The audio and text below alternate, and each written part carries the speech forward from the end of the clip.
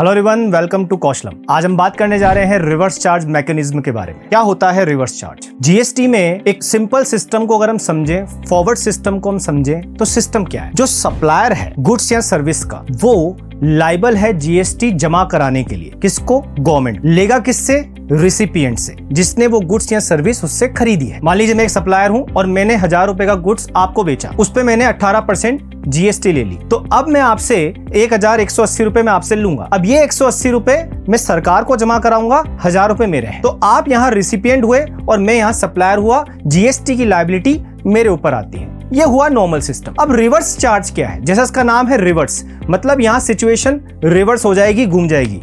यहाँ रिसिपिएंट जो है गुड्स या सर्विस का, वो एक्चुअली टैक्स देने के लिए, जीएसटी जमा कराने के लिए लायबल है। अब गवर्नमेंट ने ऐसा क्यों किया? एक सिस्टम सीधा बना दिया, एक रिवर्स चार्ज बना दिया। तो भाई सीधी सी बात है कि जितना बड़ा व्यापारी होगा, जितना बड़ा सप्लायर होगा, वो जीएसटी को अच्छे से समझेगा, अच्छे से टैकल करेगा, उसके कंप्लायंसेस को पूरा करेगा। और जहां छोटा व्यापारी होगा, वो जीएसटी को इतने अच्छे से टैकल नहीं कर पाएगा। इसलिए गवर्नमेंट ने रिवर्स चार्ज का सिस्टम बनाया।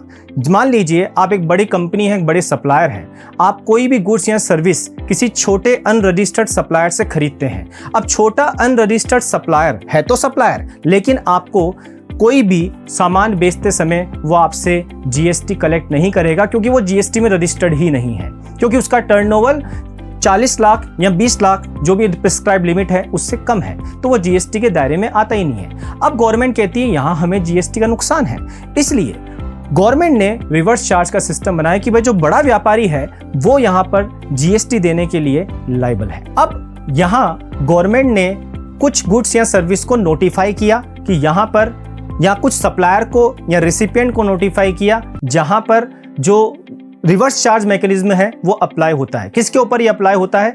जैसा मैंने एग्जांपल समझाया, तो यहाँ कुछ गुड्स एंड सर्विसेज यहाँ पर पहले से ही स्पेसिफाइड है। वो कौन सी गुड्स एंड सर्विसेज है उसकी बात हम करते हैं। तो जहां जहां गुड्स एंड सर्विसेज जो रिवर्स चार्ज में एप्लीकेबल हैं, जहां सप्लायर को जीएसटी जमा कराना है, उसमें है वो गुड्स या सर्विस जो कि CBIC, central board of indirect tax and custom ने स्पेसिफाइड कर रखा है, जैसे कि कैशू नट्स, बीडी लीव्स, तंबाकू प्रोडक्ट्स। यहां पर जो सप्लायर है एक्चुअली वो छोटा है और जो परचेजर है वो बड़ा है। इसलिए यहां पर गवर्नमेंट ने कहा कि जो सप्लायर है, जो खेती कर रहा है, जो किसान है, वो कहां जीएसटी जमा कराएगा। इसलिए बर्डन किसके ऊपर डाल दिया? जो रिसिपिएंट है, बड़ी कंपनी है, होलसेलर है, जो उनसे माल खरीदता है, जो सर्विस उनसे लेता है, उन्हें वो जीएसटी जमा कराना है। अब जैसे एग्जाम्पल के तौर पर, अगर आपने किसी छोटे व्यापारी से 1000 रुपए की सर्विस ली और 18% जीएसटी उस पर लगता है 180 रुपए का, तो वो 180 रुपए तो आपको सरकार को जमा कराने जो रिसिपिएंट है, और 1000 रुपए आपको उस सप्लायर को दे देने हैं जिसने वो गुड्स या सर्विस आपको प्रोवाइड कराई है। इसी तरह बात करते हैं, अगर सप्लायर एक अनरजिस्टर्ड डीलर है और आप एक रजिस्टर्ड डीलर हैं, तो अनरजिस्टर्ड डीलर से जब कोई रजिस्टर्ड डीलर गुड्स या सर्विस खरीदेगा, तो वहां पर भी रजिस्टर्ड डीलर के पास लायबिलिटी होगी कि वो उस गुड्स या सर्विस पर जीएसटी को जमा कराए। इसी तरह सप्लाई जो कि ई कॉमर्स ऑपरेटर्स हैं, उनके थ्रू अगर कोई गुड्स या सर्विस के आप सप्लाई करते हैं, जैसे कोई अमेजन है, फ्लिपकार्ट है, यहाँ पर कई छोटे छोटे व्यापारी अपने गुड्स या सर्विस को ई कॉमर्स प्लेटफॉर्म पर अपने गुड्स या सर्विस को बेचते हैं, तो उन गुड्स या सर्विस पर जीएसटी देने के लिए लायबल वो खुद ई कॉमर्स ऑपरेटर है। अब यहाँ एक बड़ा सवाल ये आता है कि अगर सप्लायर जीएसटी जमा नहीं करा रहा, तो क्या उसे इनपुट टैक्स क्रेडिट मिलेगी? डेफिनेटली उसे क्रेडिट नहीं मिलेगी।